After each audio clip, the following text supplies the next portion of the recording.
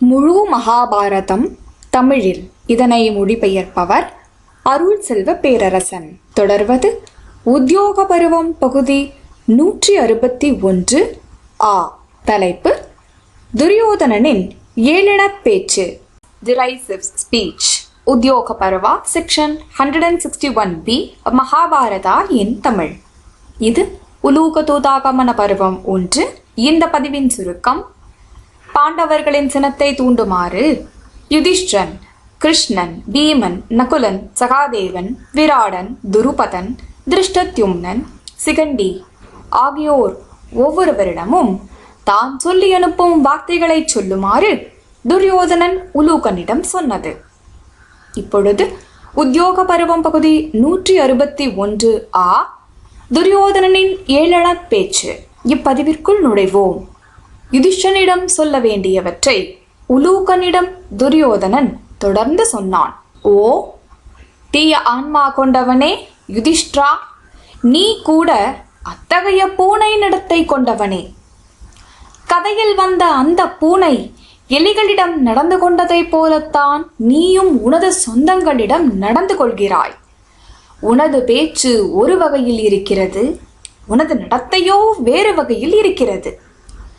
உனது சாத்திரமும் அமைதி நிறைந்த உனது நடத்தையும் மனிதர்களுக்கு முன்னிலையில் காட்சிப்படுத்த மட்டுமே உன்னால் செய்யப்படுகின்றன.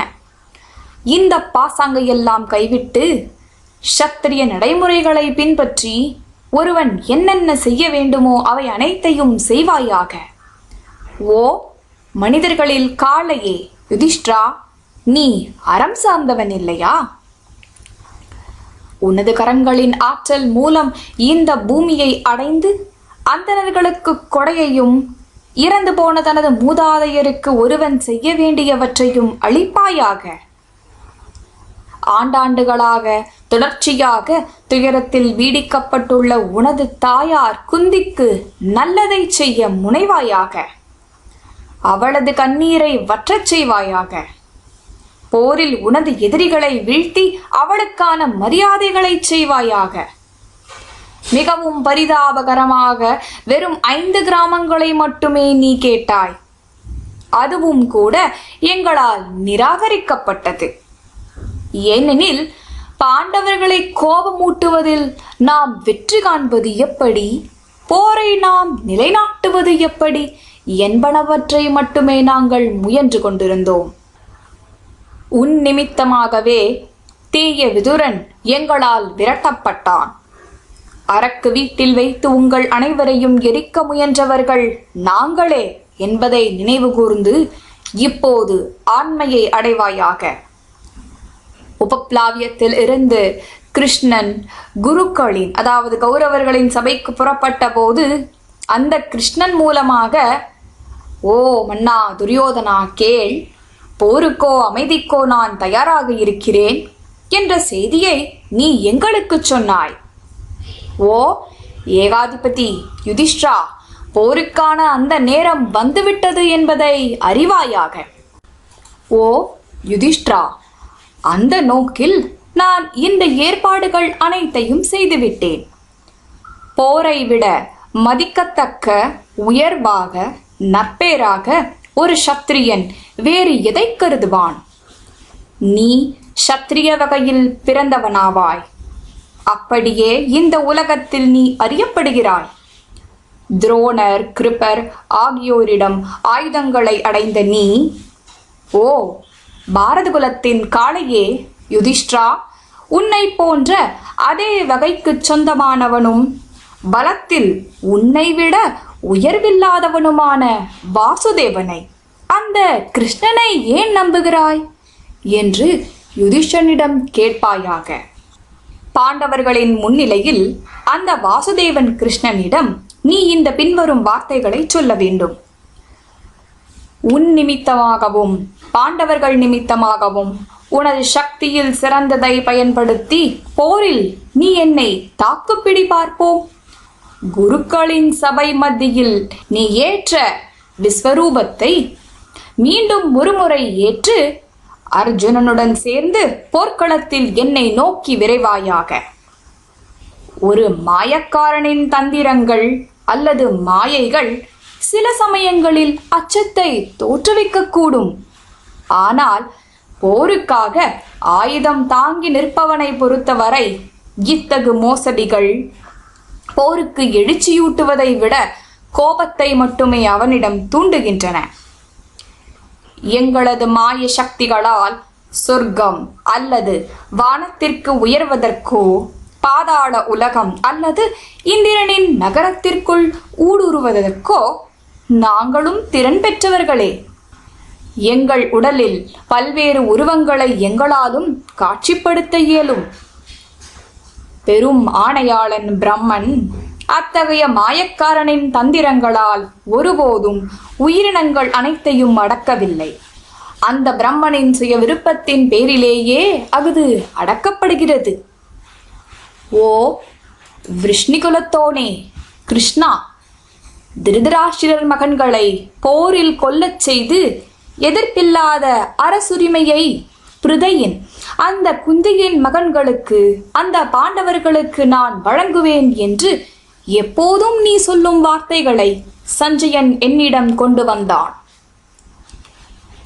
கௌரவர்களே, என்னை இரண்டாவதாக தனக்கு அடுத்தவனாக கொண்டிருக்கும் அர்ஜுனனிடம் நீங்கள் பகைமையை தூண்டுகிறீர்கள் என்பதை அறிவீர்களாக என்று நீ சொல்லியிருக்கிறாய். அந்த உனது உறுதிமொழியை கடைபிடித்து பாண்டவர்களுக்காக உனது சக்தியை செலுத்தி உனது பலத்தில் சிறந்ததை பயன்படுத்தி போர்க்களத்தில் இப்போது போரிடுவாயாக. கிருஷ்ணா, நீ ஆண்மையுள்ளவன் என்பதை எங்களுக்கு காட்டுவாயாக. உண்மையான ஆண்மையை நாடுவதால் பகைவர்களுக்கு துயரத்தை ஏற்படுத்த உறுதி செய்பவனே உண்மையில் உயிரோடு இருப்பவனாக சொல்லப்படுகிறான். ஓ கிருஷ்ணா, எக்காரணமும் இன்றி உனது புகழ் இவ்வுலகில் பெரிதாக பரவியிருக்கிறது.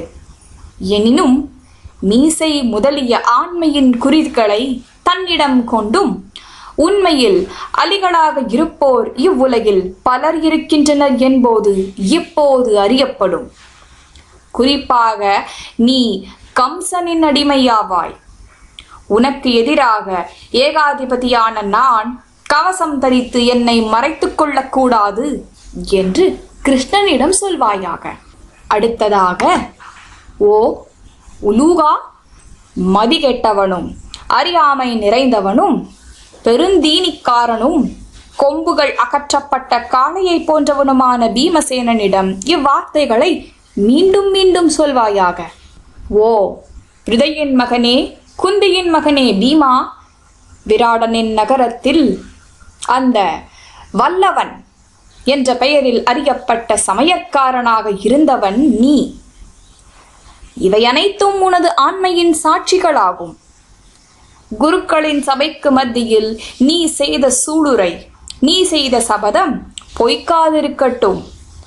உன்னால் முடிந்தால் துச்சாசனின் ரத்தம் குடிக்கப்படட்டும். ஓ குந்தியின் மகனே பீமா, போரில் நான் திருதராஷ்டிரனின் மகன்களை விரைந்து கொள்வேன் என்று நீ அடிக்கடி சொல்லியிருக்கிறாய். அதை சாதிப்பதற்கான நேரம் இப்போது வந்திருக்கிறது. சமயக்கலையில் வெகுமதி பெற நீ தகுந்தவனே.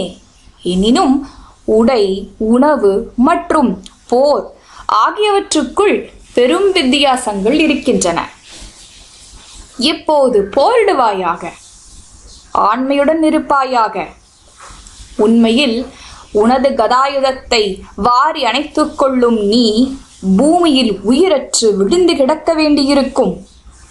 ஓ விருகோதரா, பீமா, உனது சபைக்கு மத்தியில் தற்பெருமை பேசுவதில் நீ ஈடுபட்டதெல்லாம் வீணாகப் போகிறது என்று பீமனிடம் சொல்வாயாக. ஓ உலூகா, நகுலனிடம் நான் சொல்லும் இவ்வார்த்தைகளை சொல்வாயாக. ஓ பாரதா, நகுலா, அமைதியாக போரிடுவாயாக. உனது ஆண்மையையும் யுதிஷ்டன் மேல் நீ வைத்திருக்கும் மரியாதையையும் என்னிடம் நீ கொண்டுள்ள வெறுப்பையும் நாங்கள் காண விரும்புகிறோம். கிருஷ்ணை, அந்த திரௌபதி பட்ட துயரங்கள் அனைத்தையும் உனது மனதில் நினைவு கூர்வாயாக என்று நகுலனிடம் சொல்வாயாக. அடுத்ததாக கூடியிருக்கும் ஏகாதிபதிகளுக்கு முன்னிலையில் இந்த எனது வார்த்தைகளை சகாதேவனிடம் சொல்வாயாக. அவனிடம், உனது பலத்தில் சிறந்ததை பயன்படுத்தி போர்க்களத்தில் இப்போது போரிடுவாயாக. உங்கள் துன்பங்கள் அனைத்தையும் நினைவு கூர்வாயாக என்று சொல்வாயாக. அடுத்து விராடன் மற்றும் துருபதனிடம் இந்த எனது வார்த்தைகளை சொல்வாயாக. படைப்பின் ஆரம்பத்தில் இருந்தே பெரும் காரியங்களை செய்யக்கூடிய அடிமைகள் கூட தங்கள் முதலாளிகளை, தங்கள் எஜமானர்களை முழுமையாக புரிந்து கொண்டதில்லை. அதே போல செழிப்பான அரசர்களாலும் தங்கள் அடிமைகளை புரிந்து கொள்ள முடிந்ததில்லை. இந்த மன்னன் யுதிஷ்டன் புகழத்தக்கவன் அல்ல. இத்தகு நம்பிக்கையிலேயே நீங்கள் எனக்கு எதிராக வந்திருக்கிறீர்கள். எனவே ஒன்று கூடி எனக்கெதிராக போரிட்டு என்னை கொன்று பாண்டவர்களும் நீங்களும் உங்கள் கருத்தில் கொண்டுள்ள நோக்கங்களை சாதிப்பீராக என்று சொல்வாயாக. பாஞ்சாலர்களின் இளவரசனான திருஷ்டத்யும்னனிடம் இந்த எனது வார்த்தைகளை சொல்வாயாக. இதோ உனக்கான நேரம் வந்துவிட்டது. நீயும் உனது நேரத்தின் காரணமாகவே இங்கு வந்திருக்கிறாய். போரில் துரோணரை அணுகி உனக்கு சிறந்தது எது என்பதை அறிந்து கொள்வாய். உனது நண்பனின் காரியத்தை சாதிப்பாயாக என்று சொல்வாயாக. ஓ உலூகா! அடுத்ததாக சிகண்டியிடம் மீண்டும் மீண்டும் இந்த எனது வார்த்தைகளை சொல்வாயாக. அவனிடம், வலிய கரங்களை கொண்ட கௌரவரும் வில்லாளிகள் அனைவரிலும் முதன்மையானவருமான கங்கையின் மகன் பீஷ்மர் பெண் என்று மட்டுமே உன்னை அறிவதால் உன்னை அவர் கொல்ல மாட்டார். எனவே இப்போது அச்சமில்லாமல் போரிடுவாயாக. உனது பலத்தில் சிறந்ததை பயன்படுத்தி போரில் சாதிப்பாயாக. நாங்கள் உனது ஆற்றலை காண விரும்புகிறோம் என்று சொல்வாயாக என்று உலூகனிடம் சொன்னான் துரியோதனன். இத்துடன் உத்தியோக பருவம் பகுதி 161 துரியோதனனின் ஏளனப் பேச்சு இப்பதிவு நிறைவுற்றது.